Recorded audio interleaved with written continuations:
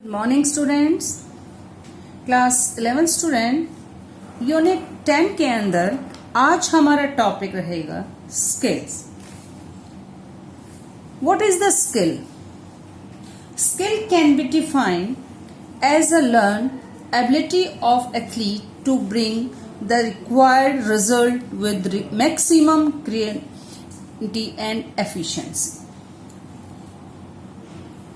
In other words, we can say that it is the capacity of sports person to learn technique in actual motor action. Skill is an automatic motor action performed by an athlete or player.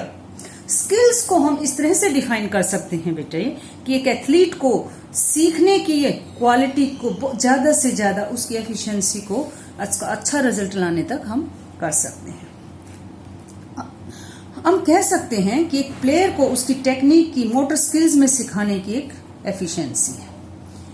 एक skills athlete या player द्वारा की जाने वाली स्वयं की चलित यांत्रिक क्रिया है.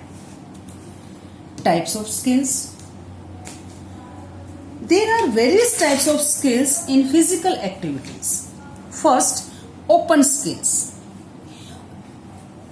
स्किल्स के अंदर क्या है बेटा? जिस स्किल्स के अंदर कोई कंट्रोल नहीं है, अपने कंट्रोल में ना हो, वो क्या है?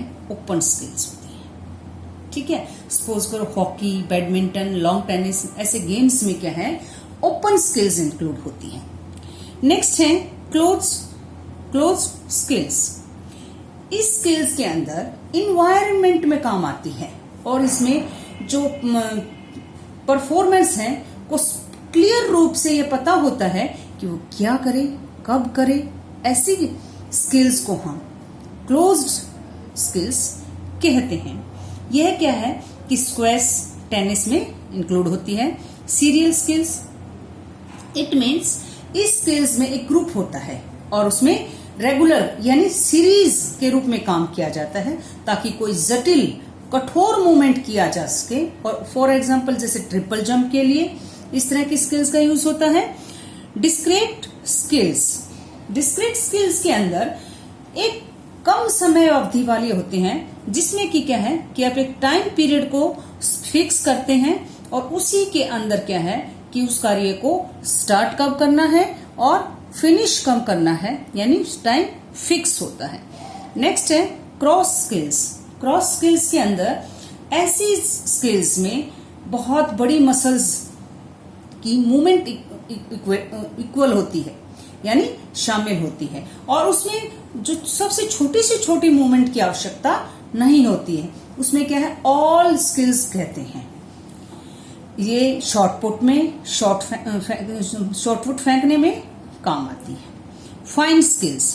फाइन स्किल्स के अंदर क्या है? इस स्किल्स में ऐसी बहुत सारी बिल्कुल शॉर्ट मूवमेंट यानी सूक्ष्म मूवमेंट शामिल होते हैं और इनके लिए आई हैंड्स का कोऑर्डिनेशन, आई कांटेक्ट इंक्लूड बहुत ज्यादा होना आवश्यक है. For example basketball, layup shot. जैसे बास्केटबॉल में आप शूटिंग करेंगे तो आपका आई कांटेक्ट बहुत अच्छा होना चाहिए बेटा.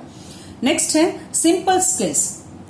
सिंपल स्किल्स में क्या है कि नॉर्मल स्किल्स में वो कुछ स्किल्स होती हैं जो हमारे परफॉर्मर को ज्यादा से ज्यादा जानकारी प्रोसेस करने या उसे अधिक फैसला लेने की जरूरत नहीं होती है. इस निपुणता में केवल बहुत कम लोग होते हैं और इसके प्रदर्शन के दौरान बहुत अधिक प्रतिक्रिया की आवश्यकता नहीं होती है.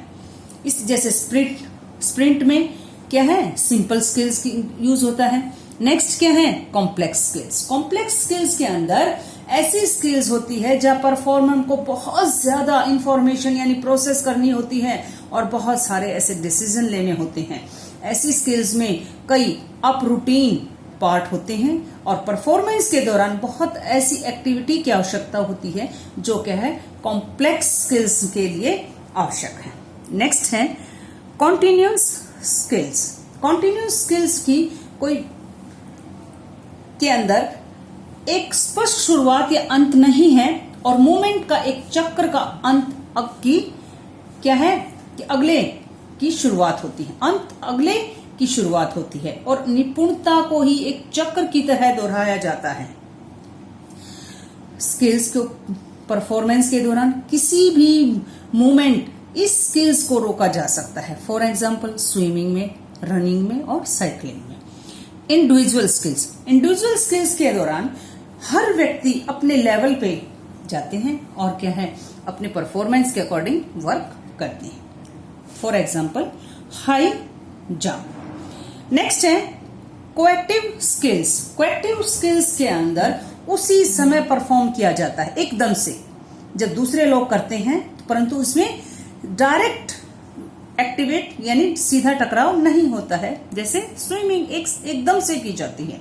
इंटरैक्टिव स्किल्स के अंदर ऐसी स्किल्स होती है जहां पर दूसरे जो पार्टिसिपेंट हैं वो सीधे तौर पर इंक्लूड होते हैं, जैसे रग्बी मैच में और नेटबॉल के अंदर। तो ये हमारे टाइप्स ऑफ स्किल्स थे। नेक्स्ट है हमारा इसी टॉपिक के अंदर कि द वे टू अचीव और लर्न न्यू स्किल्स। हम नई स्किल्स सीखने के किस तरह से सीख सकते हैं, कौन सी ऐसी वे हैं जिनके द्वारा हम स्किल्स को सीखा जा सकता है। Through verbal instructions. हम टीचर्स, कोचेस स्किल्स के बारे में बोलकर वर्बली बच्चों को समझाते हैं तो बच्चे वैसा ही करने की क्वालिटी रखते हैं जैसा उन्हें बताया जाता है। डिमोन्स्ट्रेटिव सेकंड, यह वो है डेमोन्स्ट्रेशन के अंदर क्या है बेटा, जैसे व्यक्ति देखता है, सामने देख रहा है, डेमोन्स्ट्रेशन दे रहा है बंदा, टीचर डेमोन्स्ट्रेशन दे रहा है, उसको देखकर की गई परफॉर्मेंस को ही डेमोन्स्ट्रेशन स्किल्स कहते हैं। यह एक स्टूडेंट द्वारा भी सिखाई जा सकती है। नेक्स्ट है वीडियो के द्वारा भी स्किल्स को बच्चों को कराई जा सकती है। वीडियो दिखाओ बच्चों को तो उसके द्वारा भी आप अच्छी नई स्किल्स का पता लगा सकते हैं, वे इसे सीखते हैं। नेक्स्ट है डायफ्राम। इसमें स्किल्स के अंदर जो स्टूडेंट हैं उनको क्या है, क्या पिक्चर दिखा के उनसे कुछ उनकी स्किल्स को डेवलप कर सकते हैं और नया कुछ सिखाने की कोशिश कर सकते हैं। नेक्स्ट है फोटो स्क्वेंस के अंदर क्या है बेटे कि बच्चों को एक श्रृंखला दिखाने से उनके अंदर एक नई स्किल्स डेवलप होती है और नई कोशिश की जा सकती है। नेक्स्ट है stages of learning new skills. बहुत सारे ऐसे फिजिकल एजुकेटर्स हैं जिन्होंने बहुत नए तरीके से बहुत ऐसी स्टेजेस पे न्यू स्किल्स सामने दिखाई है। फिट्स एंड पोन्सर बहुत इस तरह के राइटर्स हैं जिन्होंने 1967 में इस तरह की स्किल्स का आविष्कार किया। फर्स्ट है कनेक्टिव फेज।